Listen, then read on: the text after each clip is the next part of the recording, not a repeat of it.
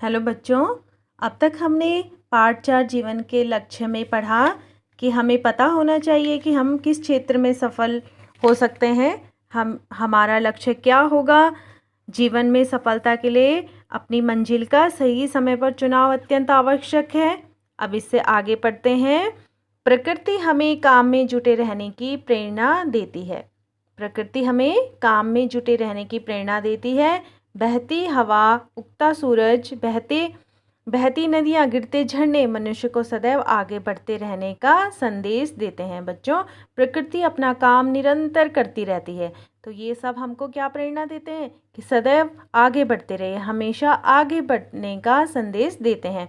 इन्हीं की तरह जो जुटा रहता है, सफलता उसी के चरण चूमती है। जिस तरह से समय पर सूरज उगता है, डूबता है, नदियाँ निरंतर बहती रहती हैं, जो भी इनकी तरह निरंतर कार्य में जुटा रहता है, अपने लक्ष्य की तरफ बढ़ता रहता है, सफलता उसी के चरण चूमती है, यानी कि सफलता उसी को मिलती है। लक्ष्य निर्धारित करते समय हमें अपनी योग्यताओं पर भी विचार करना चाहिए, यानी कि हमारी क्षमता कितनी है उस पर हमें विचार कर लेना चाहिए। प्रकृति भी हमें यही सिखाती है कि हम पदार्थ का अलग रूप, रंग, गुण है।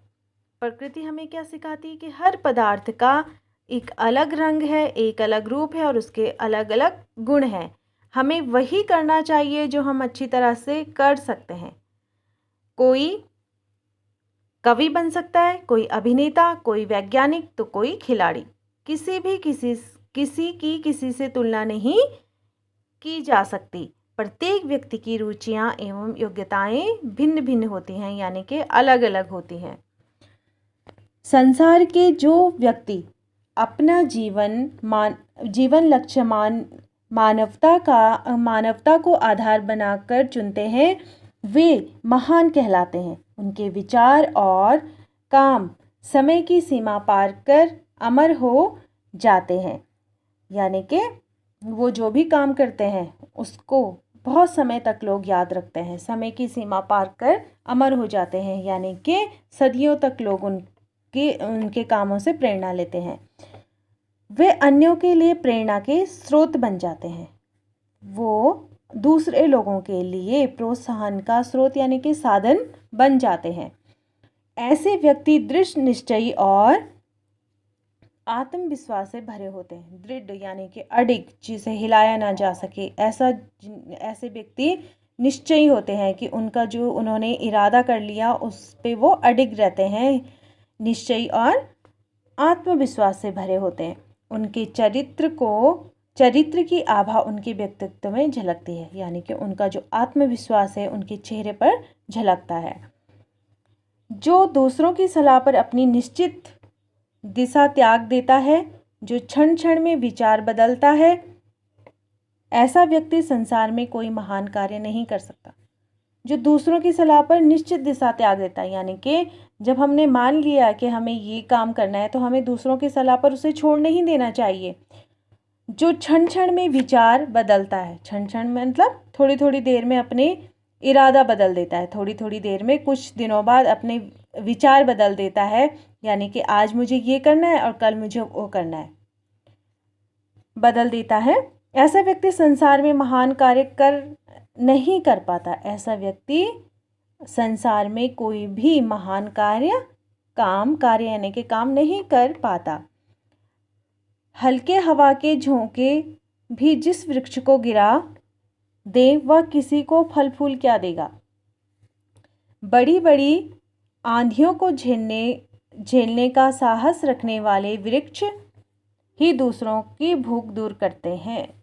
बड़ी बड़ी आंधियों को झेलने वाले, सहन करना, यानी कि जो भी यहाँ पर कहने का आशय ये है कि जब हम अपने लक्ष्य की प्राप्ति की ओर निरंतर बढ़ते रहते हैं तो हमारे जीवन में अनेक बाधाएं आती हैं, लेकिन उनको सहन जो कर लेता है, उन बाधाओं को जो सहन करने का साहस रखता है, वो ही अपने जीवन में दूसरों के प्रेरणा के स्रोत बनते हैं। जैसे कि बड़ी बड़ी आंधियों को झेलने वाला वृक्ष जब अपने जगह पर टिका रहेगा तभी तो वो दूसरों की भूख को दूर करेगा, तभी तो उसमें फल लगेंगे।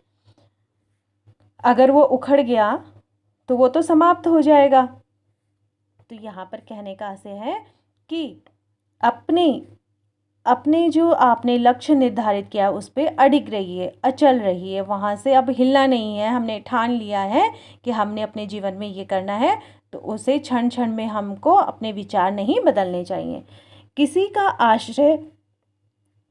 का आश्रय स्थल बनते हैं। जो व्यक्ति दूरदर्शी हैं अपनी सूझबूझ से आने वाली परिस्थिति पर सोच विचार कर कदम उठाते हैं। यहाँ पर किसी का आश्रय स्थल बनते हैं यानी कि जो वो पेड़ होते हैं या फिर ऐसे व्यक्ति जो बहुत सारे बाधाओं को पार करके अपने जीवन का लक्ष्य पाते हैं, वो दूसरों के लिए आश्रय बनते हैं यानी कि सहारा बनते हैं। यहाँ पर पेड़ का उदाहरण दे रखा है कि आंधियों को झेलने के बाद ही ऐसे वृक्ष हमको फल देते हैं, हमारी भूख दूर करते हैं और आश्रय देते हैं। यानी कि पेड़ की छाया में मनुष्य जब बैठते हैं उन्हें छाया मिलती है और बहुत सारे पंछियों को आश्रय मिलता है। ठीक है। जो व्यक्ति दूरदर्शी हैं अपनी सूझबूझ से आने वाली परिस्थिति पर सोच विचार कर कदम उठाते। दूरदर्शी यानी कि दूर तक देखने वाले, यानी कि दूरदर्शी का अर्थ होता है दूर तक सोचना, दूर तक जिनकी सोचने की क्षमता दूर तक होती है। अपनी सूझबूझ से आने वाली परिस्थितियों को सोच विचार कर कदम उठाता है। ऐसा व्यक्ति दूर की सोचता है और सोच विचार कर उस परिस्थिति में सोच विचार कर कदम उठाता है। उसे बड़ी से बड़ी बाधा भी नहीं हिला पाती। वह हिम्मत नहीं हारता और हर दिशा में सफलता पाता है। जो हिम्मत नहीं हारेगा उसे ही हर दिशा में सफलता प्राप्त होगी। लक्ष्य सिद्धि का मुख्य आधार परिश्रम है। परिश्रम यानी कि मेहनत। अगर आप लक्ष्य सिद्धि यानी कि अगर आपको सफलता पानी है, अपना लक्ष्य पाना है, अपना उद्देश्य पाना है, तो उसका मुख्य आधार यानी कि पहला मुख्य आधार उसका क्या है? मेहनत करना।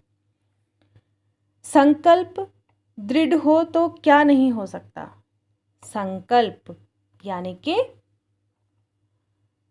जो हमने ठान लिया है, जो हमने इरादा मान लिया, संकल्प यानी कि निश्चय कर लिया, इरादा दृढ़ हो तो क्या नहीं हो सकता। यानी कि अगर हमारा इरादा बहुत दृढ़ है, निश्चय कर लिया है हमने, तो क्या नहीं हो सकता। ताजमहल जैसी कलात्मक भव्य इमारत बन सकती है। ताजमहल बहुत खूबसूरत है ना बच्चों।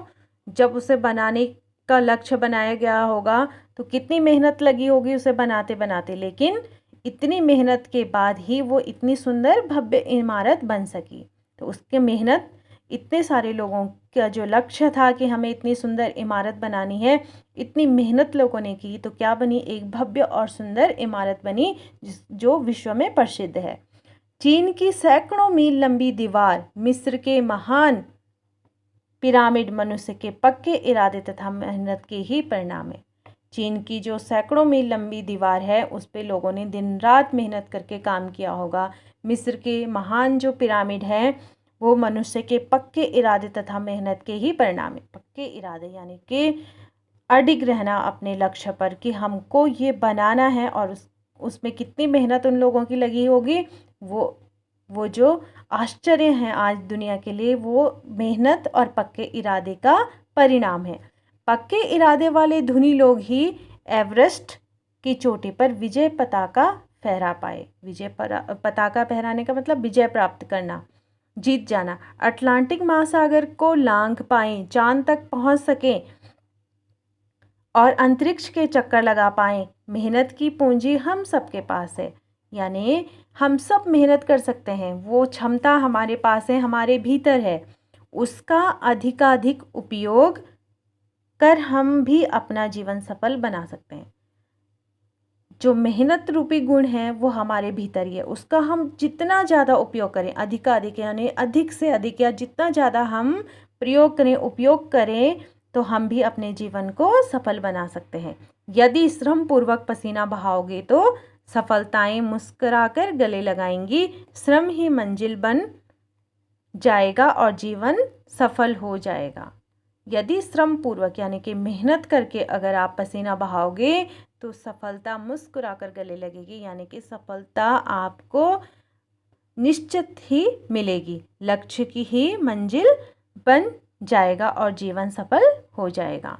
तो आपने इस पाठ से क्या सीखा बच्चों कि अगर हमें कुछ बनना है तो हमें सही समय पर अपना लक्ष्य निर्धारित करना होगा और उस पर मेहनत करनी होगी, अपनी आंतरिक शक्तियाँ, अपने भीतर की सारी शक्ति उस लक्ष्य पर लगानी होगी और तब हम मंजिल अवश्य पाएंगे। तो आप इस पाठ को अच्छे से पढ़िए और समझिए।